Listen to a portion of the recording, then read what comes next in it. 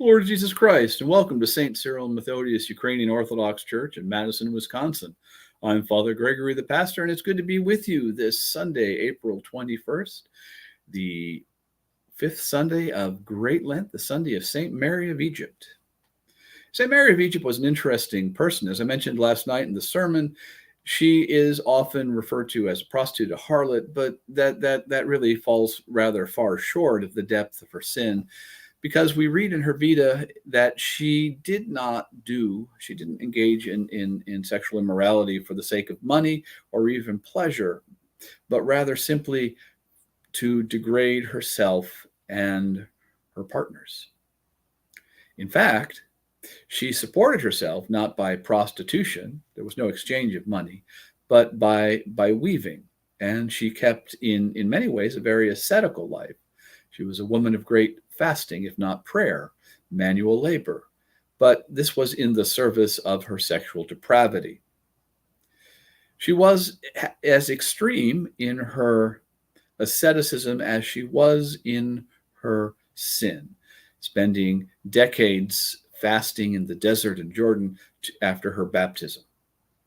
Sometimes when we read the lives of a saint like Mary of Egypt or any of the great saints, we might be tempted to imitate their lives, and specifically to imitate their asceticism.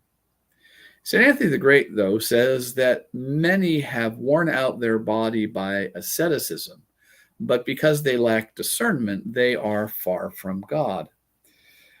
What this means, I think, is that our ascetical disciplines need to be grounded in an understanding of who we are, in self-knowledge.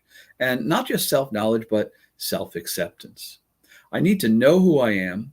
I need to know my strengths and my weaknesses, my abilities and my limitations, and then I need to accept them, not in a, oh, well, okay, whatever kind of way, or, a way that just sort of doesn't require anything from me, but with an eye to what needs to be improved and what I can build on. My self-acceptance, in other words, needs to be appreciative. When we lack self-knowledge and self-acceptance, we are prone, I think, to imitate the saints in an unwise or an undiscerning way, as St. Anthony says. When that happens, we end up getting further and further away from God.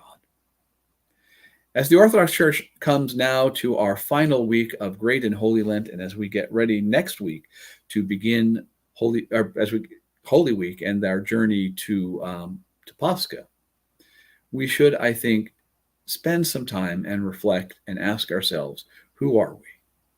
What am I about? What does God want from me? As I said in the title for this, be yourself. Be the person who God has created you to be. We don't need another St. Mary of Egypt. We had one. We need what Christ needs, what the church needs, is for you to be the saint God has called you to be. Well, it's coming up on, 20 till 8 here, so I'm going to get ready for liturgy because I've got lots to do this morning. If you are free and here in the Madison area, why not join us at liturgy at 1020 Regent Street in downtown Madison and get a little taste of what the Orthodox Church is about. If you're not here in Madison, maybe look for an Orthodox church in your area. But I hope you have a good rest of your day, and it's been a pleasure to spend some time with you this morning. So God bless you, and bye-bye.